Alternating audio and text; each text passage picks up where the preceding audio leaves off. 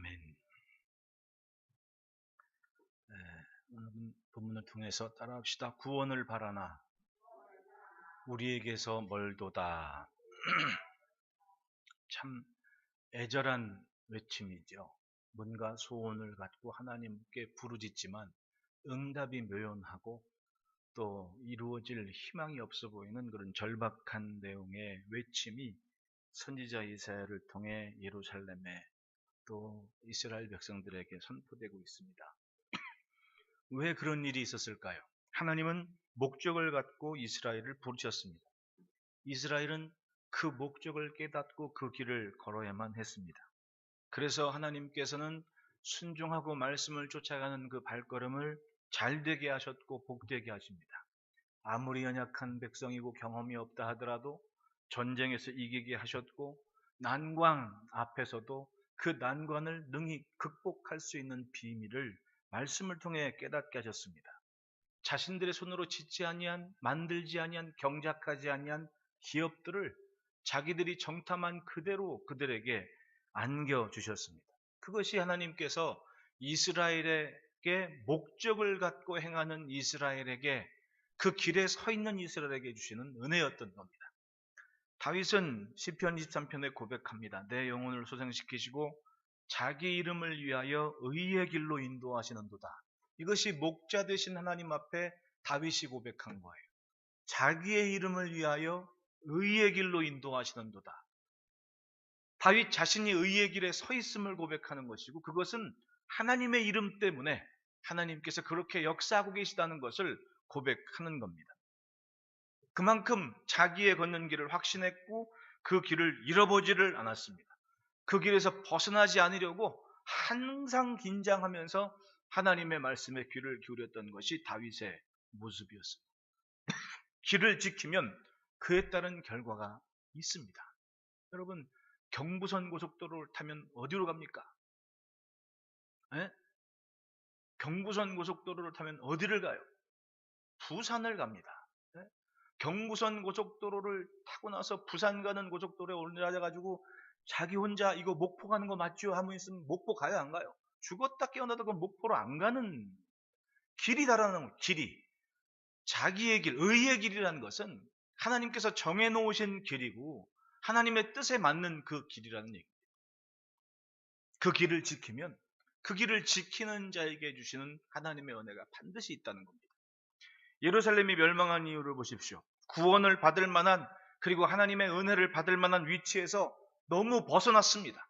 길에서 너무 벗어나 있으니 그 길에서 오는 혜택을 누리지를 못하는 거예요. 기도가 없어서 망한 것도 아니었고 금식이 없어서 망한 것도 아니었습니다. 하나님은 돕고 싶으셨지만은 선지자를 보내서 말씀도 듣게 했지만은 그러나 유다는 이스라엘은 그 말씀을 듣지를 않은 거예요. 듣는다는 게 뭡니까? 단순히 귀로 듣는 게 전부가 아니지 않습니까? 들었으면 그 들은 대로 살아내는 삶이 있을 때 그것이 진짜 믿음이고 신앙이라는 거예요. 따라합시다. 준비하지 않으면 구원의 날이 없다. 하나님의 말씀을 듣고 갈망하고 부르짖고 기도하는 인생에게는 하나님께서 기회를 주시지 않습니까? 아무리 못된 왕이어도 건져내시고 구출해내십니다. 신기하게도 그랬습니다. 말씀을 듣고 회복하면 니느웨 성 사람들이라도 회개를 인정하시고 그들을 구원하시는 것이 하나님의 뜻이었고 마음이었던 겁니다. 즉 준비하지 않으면 말씀을 듣고 그게 맞춰 살지 않으면 구원의 기회가 없다는 거예요. 하나님 보실 때에 구원하고 싶어하는 마음, 그 모습이 있지 않습니까? 그러니까 예수님 만났을 때에도 맹인 두 사람이 따라가면서 그렇게 부르짖잖아요. 다윗의 자손이요 우리를 불쌍히 여기소서. 즉 주님 마음에 나를 안 되게 봐주시는 그 마음을 가지셔서 나를 불쌍히 여겨달라고. 그 불쌍히 여기는 마음이면 자신은 눈을 뜰 수 있을 것 같다고.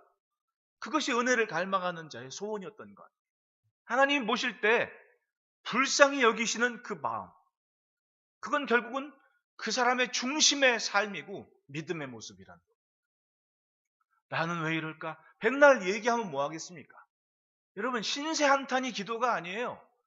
하나님이 보실 때 불쌍히 여기시는 그 마음이 있도록 살고 있는 그 모습이 하나님이 보실 때 움직이시는 그 은혜를 담는 그릇이 아니겠냐. 여호와의 손이 짧아 구원하지 못하심도 아니요 귀가 둔하여 듣지 못하심도 아니라 오직 너희의 죄악이 너희와 너희 하나님 사이를 갈라 놓았고, 하나님께서 불쌍히 여기지 못할 만한 모습이 있었다는 겁니다. 하나님과 갈라진 멀어진 이유가 있다는 거예요. 그건 뭐냐? 바로 죄악이었다는 거예요. 죄가 얼굴을 가리워서 여호와께서 듣지 않으시게 되었다. 구원을 하고 싶지만은 구원의 은혜가 담길 수 없을 만한 곳에 있었습니다. 그러므로 하나님의 것을 담기 위해서는 하나님의 이름에 합당한 삶이 있어야 되는 거예요. 다윗의 고백처럼 자기 이름을 위하여 의의 길로 인도하신다라는 고백처럼 하나님의 이름을 붙잡고 그 이름을 훼손하지 않으려는 몸짓과 몸부림을 가져야 된다는 겁니다. 자신의 삶을 점검해야 됩니다. 하나님의 이름에 합당한 삶을 갖도록. 하나님 보시기에 하나님밖에 없는 인생은 하나님이 반드시 구원해 주세요. 이건 참 성경의 모습은 어디 가지 않습니다. 항상 그 하나는 분명해요. 딱 보셨을 때 나밖에 없구나. 그러면 그 사람은 반드시 하나님의 은혜를 담는 그릇이 되는 거예요. 그런데 결정적인 순간 하나님은 오간되었고 믿음은 오간되었고, 자, 이 이사야 선지자 시대 예루살렘 제사장이건 성도들이 어떤 모습이 있습니까? 당당한 거예요. 나 재물 가지고 성전에 왔다고, 나 이렇게 주여 부르고 금식한다고 당당한 겁니다. 자기가 행하는 모든 예식들이 당당한 거예요. 그 당당한 모습에 무슨 은혜가 필요합니까? 오히려 주님 보실 때는 선지자들이 외치는 말씀을 보면, 야, 내가 제사를 기뻐하냐? 순종이 제사보다 나은 거 아니냐? 그 말이 뭘 얘기하는 겁니까? 하나님밖에 없는 모습, 그 말이면 절대적인 그 모습이 차라리 예식을 지키는 모습보다 100번 나은 은혜를 남는 그릇이라는 거 아니에요. 주여주여 하는 것보다 중요한 게 바로 그거예요. 하나님밖에 없는 모습으로 살아내는 그 모습. 아마도 예식이 전부라면 지금 사회주의 정권 하에 있는 사람들이 예배도 못 드리는데 그 사람들 기도를 하나님께 들으실 수 있겠습니까? 그 사람들이 과연 은혜가 있겠냐고요. 근데 아니거든요. 예식이 아니라, 주여 하는 그 예식이 아니라 간절한 중심을 가지고 하나님밖에 없음을 고백하는 그 믿음의 삶을 살아내는 모습이 하나님의 은혜가 되는 통로가 된다는 얘기입니다. 본문의 상황은 예루살렘이 바벨론에 의해 망하기 직전의 상황이었습니다. 수년간 바벨론의 군대에 에워싸인 예루살렘은 이미 탈진한 사람처럼 어려운 지경에 처했습니다. 하나님께 기도하고 금식하고 부르짖어도 하나님의 구원은 오지 않습니다. 왜 그렇습니까? 본문의 이사야 선지자 외치처럼 죄악이 너희와 하나님 사이를 내었다고 얘기합니다. 죄가 정리되지를 않습니다. 구원을 바란다면 구속하시는 분에게 맞춰야 되는 거 아닙니까? 구원을 바라려면 구속자에게 맞추는 거예요. 내게서 있는 것이 아니라 나를 건져내실 수 있는 그분께 맞추라는 얘기입니다. 여러분, 물에 빠진 사람, 애들 수영 다닐 때, 그런 거 안전교육할 때 뭐라고 얘기합니까? 건짐 받으려면 힘을 빼야 되는 겁니다. 내가 어떻게 건지러 와서도 내가 바둥치고 있으면 구조대원이 나한테 오질 않더라고요. 제가 물에 빠져봤잖아요, 바다에. 내가 뭔가 하려고 그러면 멀뚱함치 서가지고 저 드럼 심벌 있는 데 서가지고 안 옵니다. 그리고 뭐라 하냐면 가만히 계시라고, 드러누워 계시라고, 그냥 줄만 잡으라고 그런 얘기를 해요. 그건 뭐예요? 똑같은 거예요. 나를 건져낼 사람한테 맞춰야지 내가 뭘 하려 했을 때는 구원을 받지 못한다는 거예요. 따라갑시다. 버동대다 죽는다. 버동대다 죽는 거예요. 버동대다. 힘 빼지 않으면 버동대다 죽어요. 하나님 앞에는 어찌하든 낮은 자가 되고 겸손한 자가 되고 모든 걸 버리면, 그러면 마치 순풍에 돛단 듯 하나님의 이끄시는 신기한 비밀을 합니다. 그런데 이 안에 또 다른 내가 나로 하여금 그걸 못하게 만들지 않습니까? 응? 우리 한국 사람들이 이 심리적인 특징이 있대요. 내가 누군데! 막 이러면서 막 소리 지르는, 예? 그 보편적인 정서가 다 그렇게 돼 있답니다, 옛날부터. 예? 우리만 갖는 정서라고. 내가 누군지 알아! 막 이런 거다. 어? 잘못은 자기가 해놓고 내가 누구냐 소리 지르는 사람들이 있다. 그 안에, 예? 크게 아직 깨지지 않고 부서지지 않아요. 그런데 성경을 보면 아무리 악한 왕이라도 회개하고 통회하고 하나님 마음에 나 하나님밖에 없습니다라는 그 기도가 있으면 하나님은 그 사람을 다시 세우더라는 거예요. 므낫세 왕이 55년간 예루살렘을 이스라엘을 다스릴 수 있었던 비결이 바로 거기에 있습니다. 교만해서 선지자도 죽이고 이렇게 아주 악한 짓을 많이 했지만은 그나마 그가 정신 차리고 하나님 앞에 회개했을 때 하나님은 그를 그냥 두지 않으셨다는 거예요. 역대 하서를 보면 33장 10절로 13절에 여호와께서 므낫세와 그의 백성에게 이르셨으나 그들이 듣지 아니하므로 여호와께서 아수르 왕의 군대 지휘관들에서 치게 하심에 그들이 므낫세를 사로잡고 쇠사슬로 결박하여 바벨론에 끌고 간지라. 그가 환난을 당하여 그의 하나님 여호와께 간구하고, 보면 그가 환난을 당하여 그의 하나님 여호와께 간구하고라고 했죠. 그 전까지는 하나님이 아니셨습니까? 하나님이셨잖아요. 근데 뭐가 없었습니까? 간구하고 기대하고 낮아지는 모습으로 하나님만 의지하는 그 모습이 없을 때, 왜? 듣지를 않았다 그러잖아요. 듣지를 않았다. 그와 그의 백성이 시대의 문제였다는 겁니다. 그랬더니 외세의 침략을 받아서 왕이 사로잡혀가는, 왕이 없는 나라가 된 거예요. 자기 나라 왕이 포로로 잡혀가지고는 구박받고 있는 게 얼마나 자존심 상하는 일입니까? 네? 근데 그런 시대를 맞이했다는 거예요. 그런데 그가 기도하면서 그의 조상들의 하나님 앞에 크게 겸손하여, 그 말은 뭐예요? 낮아질 대로 낮아졌다. 꼬꾸라지도 내가 이 이상 바닥이 있겠냐? 기도하였으므로 하나님께서 그의 기도를 받으시며 그의 간구를 들으시사 그가 예루살렘에 돌아와 다시 왕 위에 앉게 하심에 므낫세가 그제서야 여호와께서 하나님이신 줄을 알았더라. 그러니까 버둥대다 죽는 것이 아니라 버둥대기 전에 버둥댈 힘이 있으면 하나님을 찾기에 몸부림치는 삶을 가지랍니다. 기도 중에 하나님 보시기에 싫어하실 죄와 악과 습관을 버리고 그리고 하나님을 찾는 것이 바로 구원의 자리, 복된 자리로 나가는 거예요. 이건 누구에게든 해당되는 은혜의 자리라는 겁니다. 죄와 악의 둥지에 누워서 아무리 외쳐도 하나님은 오시지 않습니다. 오실 수 없습니다. 그러므로 따라합시다. 손과 입을 선하게 하자. 3절에 이는 너희 손이 피해 너희 손가락이 죄악에 더러워졌으며 너희 입술은 거짓을 말하며 너희 혀는 악독을 내밀어. 하나님께서 보시는 이 손과 입은 사실은 일상생활에서 정말 중요한 것이 손과 입 아닙니까? 손과 입이 있을 때, 건강할 때 우리의 개인적인 생활을 만들어요. 만남과 관계는 이 손과 입이 있어야 됩니다. 왜? 만나면 우리 어떻게 악수하고 요즘은 주먹으로 치기도 하고 말을 하죠. 안녕하세요. 식사하셨어요. 이 손과 입은 관계에 있어서 제일 먼저 대인 관계에 중요한 접촉점이 된다는 얘기입니다. 그런데 그 손에 피를 묻혔다는 얘기입니다. 사람과 사람 사이에 관계가 망가졌습니다. 생명을 빼앗는 손이 되고 말았습니다. 돕고 배려할 그런 손이 해하고 그리고 피로 물든 손이 되어버렸습니다. 왜 약속의 자손들이 그 손에 피를 묻히게 됩니까?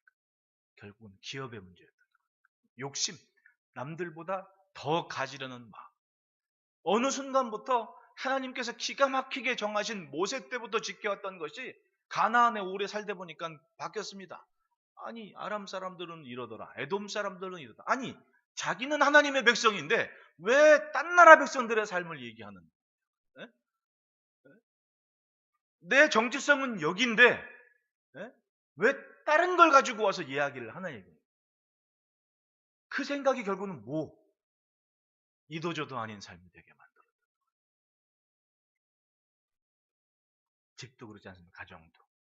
우리 집에 상황이 있는데 자꾸 어느 집엔 이러더라 어느 집엔 저러다 하면 엄마 아빠가 기분 좋아요 나빠요? 엄마 아빠가 화가 나가지고 엄마가 화가 너 그 집 가서 살아 그러잖아요. 어? 똑같은 거 아니에요. 하나님의 백성이면 하나님의 자녀의 삶이 있는데 왜 아람을 얘기하고 모압을 얘기하고 두로를 얘기하냐 이거죠. 그렇게 얘기하다가 바꿔버렸습니다. 모세 때부터 정해온 신기한 그 하나님의 기가 막힌 섭리를 계획을 스스로 깨버리기 시작했습니다. 그 얘기가 어디 나오냐? 바로 아하방이 그 꼴을 하지 않습니까? 기업은 각 지파와 집안에 다 계획해서 이미 광야에서부터 계획한 대로 12지파가 기업을 안아서 대대로 그거는 그 집안과 가문이 일궈서 먹을 땅이란 얘기입니다. 근데 아합이 어떻게 했어요? 나봇의 포도원이 그렇게 마음에 들어가지고 알아두었습니다. 야, 저 땅이 진짜 기름진 땅이고 얼마나 좋을까. 기름지긴 기름져요. 그 사마리아 성 앞에 있는 그 포도밭이 지금도 쫙 거기에 포도밭 그리고 갈매자 밑에 당근밭 이런 쫙 있거든요. 내가 그 땅을 처음 봤을 때 갔다 와서 처음 한 얘기가 제주도 땅같이 이렇게 기름지다고 얘기했어요. 그러니 그 땅을 왕이 봤을 때 얼마나 탐이 나겠냐고. 내가 저만큼은 내가 갖고 있어야 되지 않냐. 알아두었습니다. 그때 이세벨이 부인이었던 이세벨이 뭘 얘기합니까? 이 율법에 있는 오류, 허점, 부족한 틈을 봤습니다. 왜? 자기는 이미 시돈에서부터 경험했던 얘기니까 여보 그거 쉬워. 뭔데? 왜 이때까지는 이스라엘에 그런 사람이 없었어. 내가 할게. 뭔데? 돈 주고 사람 사면 돼. 여기 있는 법 문항대로 두 사람 증인 세우면 당신 땅이 되는 거야. 그리고 어떻게 해요? 돈 주고 불황자를 세워서 거짓 증거를 하게 만드는 거예요. 그리고 그 땅을 빼앗아서 아합에게 주죠. 이게 어디서 가져온 거예요? 이세벨이라는 여인이 살았던 이방 두로와 시돈 족속이 했던 그 부동산 취득 방법을 이세벨이 이스라엘에서 고스란히 해서 자기 남편 땅을 빼앗아 준 겁니다. 왕이 그랬는데 백성인들 오죽했겠습니까? 네? 백성인들 오죽했겠냐는 거예요. 그 순간 어떤 일이 벌어집니까? 손에 피가 묻기 시작했다는 거예요. 결국은 그것이 죄와 악이고 사람 욕심이 결국은 하나님과 사람 사이를 멀어지게 만듭니다. 욕심은 스펀지 같아요. 그냥 다 빨아들입니다. 다. 한두 곳도 없어요. 하나를 가지면 두 개가 갖고 싶고 둘이 있으면 네 개가 갖고 싶고 이게 사람 욕심이고 마음인 거 아닙니까? 근데 그것 때문에 사람을 죽이기까지 했다는 게 손에 피를 묻히기 시작했다. 손과 입을 지키지를 못했습니다. 나쁜 것임을 알면 멀리 해야 돼요. 따라합시다. 살고 싶으면 살 짓을 해야 된다. 안 좋은 게 저건데 그걸 멀리 하지 않으면 결국은 죽을 수밖에 없는 거 아니에요. 살 짓을 해야지 살 수가 있는 거예요. 사람은 관계의 영향력이 굉장히 중요합니다. 내 옆에 있는 사람이 누군가. 그러니까 내 옆에 있는 사람의 영향이 결국은 그게 교육이거든요. 교육. 그냥 아주 똑똑한 애들만 전부 모아놓으면 어떻게 되겠습니까? 그게 건강한 교육이 되질 않아요. 왜? 이 수평적인 사고가 무너지기 때문에 그런 거예요. 다 경쟁사회가 돼버려요. 제가 오늘 책을 읽다가 정말 예전에도 얼핏 들은 기억이 났지만은 참 이 미국의 교육 시스템이 그래도 좀 낫다라고 생각할 수 있었던 게 뭐냐 하면 옛날에 클린턴 대통령일 때 부통령이 엘 고어였잖아요. 그 엘 고어는 미국의 상류층 사람이에요. 그러니까 하버드에 오는 사람들 중에 집안 명예 때문에 온 애들도 있거든요. 그런 애들이 거기 와요. 그러면 다 그런 애들만 오겠습니까? 하버드는 70% 정도만 그렇게 머리 좋고 똑똑한 애들을 뽑으면 돼요. 그러니까 대학생 애들이 오면 말이 엄청 말이 곧 학점이었어, 걔네들. 디스커션 포인트가 있어가지고 학점을 주는데 토론 때 막 토론을 시켜가지고 그걸로 점수를 줘요, 학점을. 근데 여러분, 난생 처음 온 애들 모여가지고 이제 선생님, 교수님이 와가지고 선생님이 애들 가르치는데 토론을 막 해요. 누굴 점수를 많이 주겠어요? 토론은, 제가 늘 토론은 내가 옳은 걸 관철시키는 게 아니에요. 여러 가지 의견들이 막 나왔을 때 함께한 그 테이블에 앉은 사람들이 이게 제일 좋구나. 라는 걸 찾아내는 게 토론이란 말이에요. 우리가 무슨 빡 내 얘기해가지고 내 말 안 들으면 넌 내 편 아니야. 이건 정말 수준 낮은 거고, 진짜 토론은 막 얘기를 해서 거기에 있는 사람들이 함께, 그러니까 이게 제일 좋은 거구나. 이게 토론이거든. 그러니까 결국은 그 토론에서 뭔가 점수를 많이 따려면 뭘 해야 돼요? 말을 많이 해야 돼요. 무조건. 그럼 쟤는 몇 분 말했고 몇 분 말했고 몇 분 말했고. 그럼 결국은 그 얘기들이 하나의 목적을, 주제를 향해서 나온 여러 가지 말들 중에 하나가 될 거 아닙니까? 그러면 결국은 그것에 맞춰서 많이 말한 애가 점수를 많이 받는 거예요. 그래서 하버드 애들이 말이 많은 거예요. 그렇게 해서 애들의 구사력을 높여주는 거죠. 근데 그 엘고 부통령도 연설을 잘했잖아요. 하버드 출신이거든요. 룸메이트가 누군지 아세요? 누구였는지 아세요? 룸메이트가 타미 리 존스였어요. 타미 리 존스 하면 누군지 모르죠? 헐리우드 영화배우 중에서 도망자 뭐 이런 거에 나오면 막 경찰로 막 FBI 이런 걸로 많이 나오는 배우가 하버드에서 룸메이트였다는, 그냥 깜짝 놀랐습니다. 야, 이 사람들의 그 관계성이 참, 하나는 미국 상류층 자제인데 그 방에다 놀기 좋아하고, 예? 파티 좋아하고, 뭐 연애 끼 똘 충만한 애를 뽑아가지고 그 방에 같이 논 거예요. 그러니까 얘네들이 사이가 좋았을까 나빴을까요?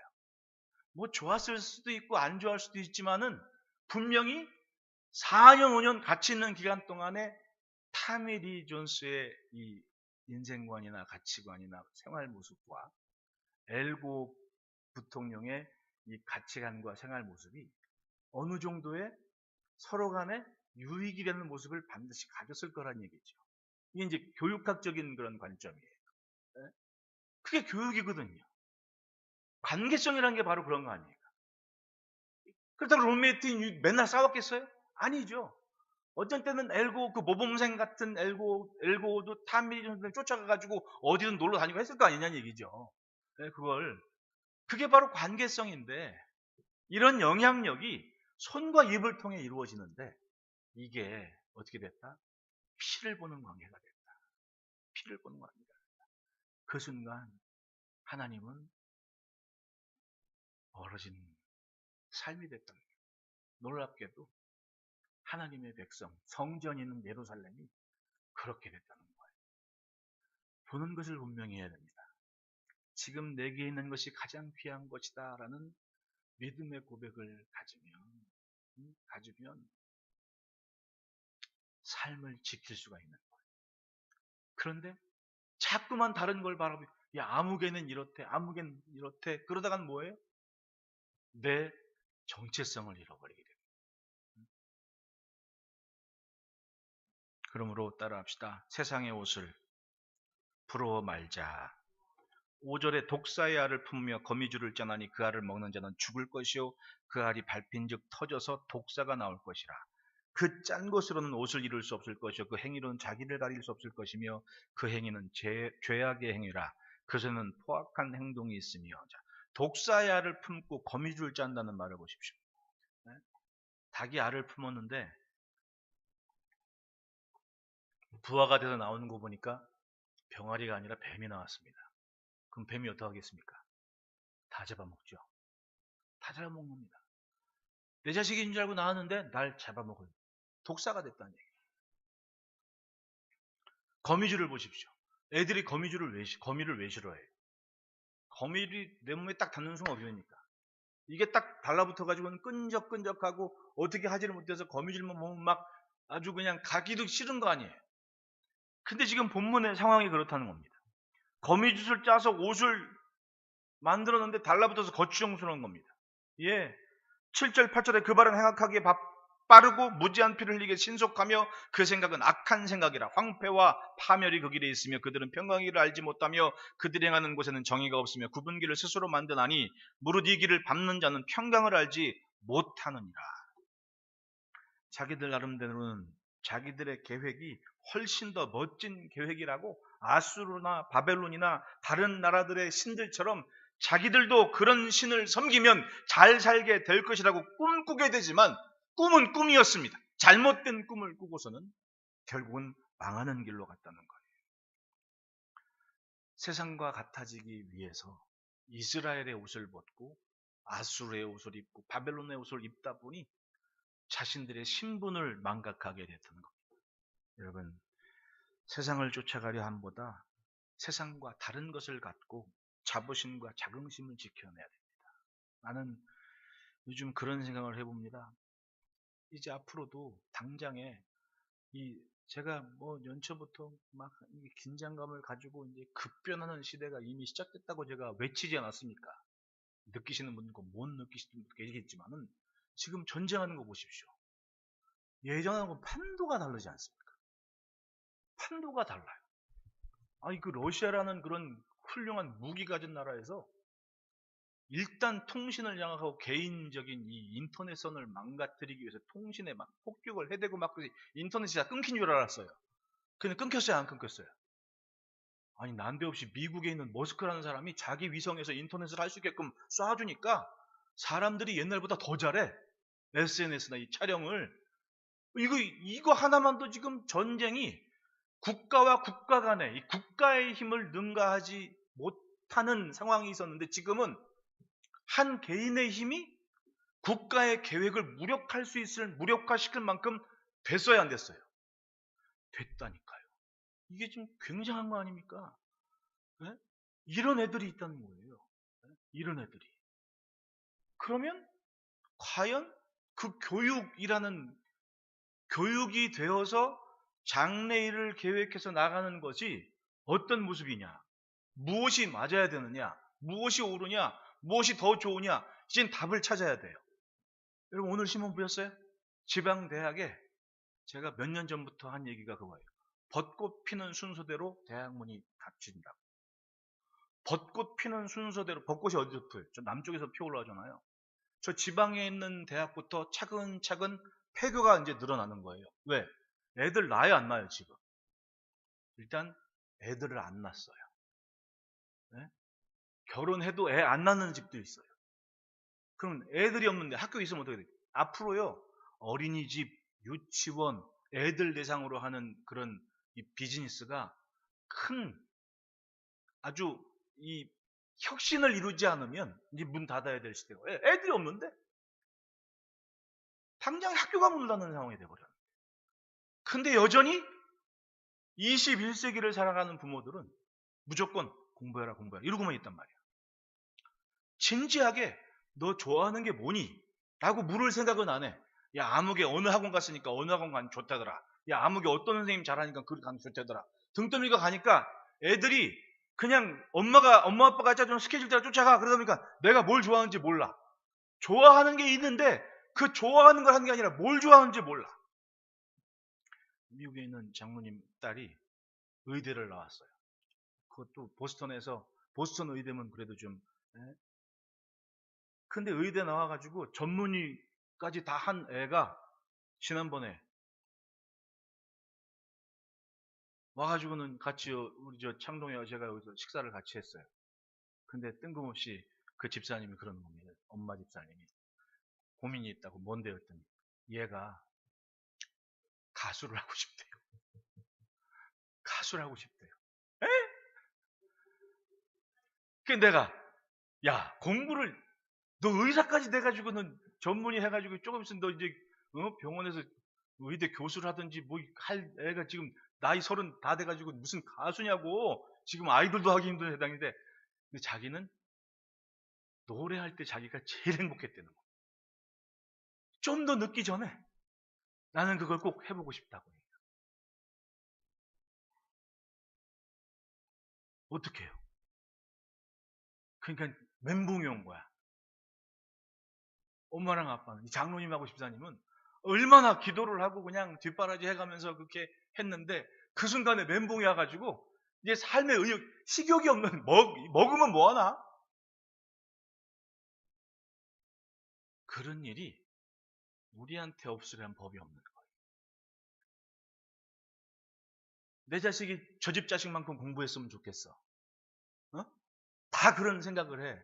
내 자식은 항상 왜? 날 때보다 내 자식은 아주 특별했거든. 나도 그랬습니다. 나는 우리 아들이 엄청 잘생긴 줄 알고 사진 뽑아가지고 얘 저 이모가 먼저 이제 결혼하기 전에 조카가 처음 나온 거야. 애가 너무 이뻐. 막 그래갖고 학교 가가지고 우리 조카라고 이쁘지 아무도 반응을 안 하더래. 나만 이쁜 거야.